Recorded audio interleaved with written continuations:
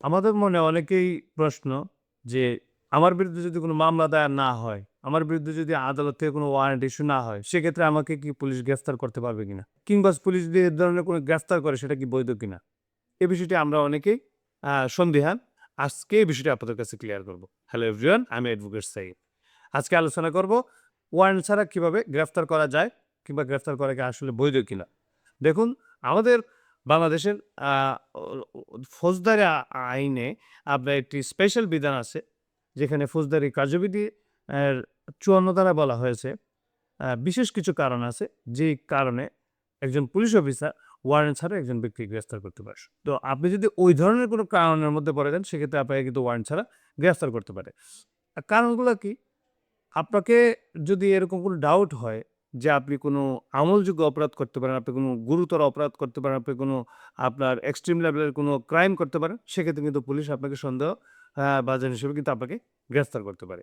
অথবা আপনি আপনার বিরুদ্ধে যদি এমন কোনো তথ্য বা বিশ্বাসযোগ্য কোনো অভিযোগ আসে, সেক্ষেত্রেও কিন্তু আপনাকে গ্রেফতার করতে পারে। কথার কথা, এখানে একটা সমাবেশ হবে। আপনার কাছে বোম আছে, ককটেল আছে। কেউ আপনার বিষয়ে ইনফরমেশন দিল। সেক্ষেত্রে কিন্তু পুলিশ আপনাকে সন্দেহভাজন হিসেবেও গ্রেফতার করতে পারে। অথবা আপনি ধরুন আ আদালতের কয়েদি ছিলেন। এখান থেকে আপনি পালিয়ে আসছেন। সেক্ষেত্রে কিন্তু আপনাকে গ্রেফতার করতে পারে।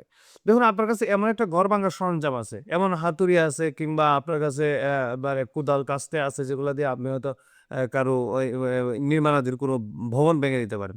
সেক্ষেত্রে আপনাকে পুলিশ ১ম এ জিজ্ঞেস করবে, "কেন আছে?" আপনি যদি কারো বাসায় রাজমিস্ত্রির কাজ করতেছেন, তাহলে তো আপনি নিতে পারবে না। আপনি যদি যুক্তিসঙ্গত কোনো কারণ ব্যাখ্যা করতে না পারেন, সেক্ষেত্রে কিন্তু আপনাকে পুলিশ গ্রেফতার করতে পারে। এছাড়াও আছে, আপনার কাছে যদি কোনো চোরাই মাল পাওয়া যায়। দেখা গেছে কোনো বিষয় চুরি হয়েছে, কিংবা আপনার কাছে একটা বিষয় আপনি এটা সত্য দিতে পারলেন না। সেক্ষেত্রে আপনাকে এটি চোরাই মাল সন্দেহকৃত, আপনি গ্রেফতার করতে পারেন। কিংবা কোনো থানা থেকে যদি আপনার ওই থানায় রিকুইজিশন পাঠায়, সেক্ষেত্রেও কিন্তু আপনাকে গ্রেফতার করতে পারে। কিংবা ডাকাতি বা কোন ধরনের অন্যায়ের সাথে যদি আপনাকে সরাসরি দেখে ফেলে পুলিশ, সেক্ষেত্রে বা আপনি যদি কোনো অফেন্স করেন, কোনো অন্যায় করেন, সেক্ষেত্রে কিন্তু ওয়ারেন্ট লাগবে না। সরাসরি কিন্তু পুলিশ গ্রেফতার করতে পারবে। আসুন, এই গ্রেফতার যদি করে, সেক্ষেত্রে বা সন্দেহ হিসেবে আপনাকে গ্রেফতার করলো, সেভাবে কি গ্রেফতার করে কি নিয়ে আপনাকে পানিতে রাখবে? নাকি পুকুরে রাখবে? নাকি থানায় রাখবে? কতক্ষণ রাখতে পারবে? এই বিষয়টা কিন্তু জানার বিষয়। দেখুন, আমাদের সংবিধানেই বলা আছে, আর যদি কোনো ব্যক্তি গ্রেফতার করা হয়, তাকে অবশ্যই তার পরিবারের সাথে যোগাযোগ করার সুযোগ দিতে হবে।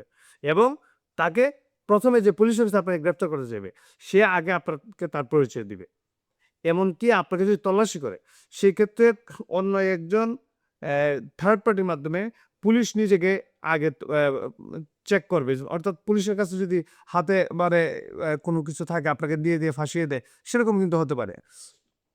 এছাড়া আপনাকে ২৪ ঘন্টার মধ্যে আদালতের মধ্যে হাজির করতে হবে। এই হাজিরার মধ্যে আপনাকে ওই যে আপনার গ্রেফতারের স্থান কিংবা থানা থেকে আপনাকে আদালতে নেওয়ার যে সময়টা, ওইটা বাদ যাবে। ইন দ্য মিন এর মধ্যে অর্থাৎ ২৪ ঘন্টার মধ্যে আপনাকে আদালতে হাজির করতে পারবে। আশা করি বিষয়টি বুঝতে পারছেন। ধন্যবাদ।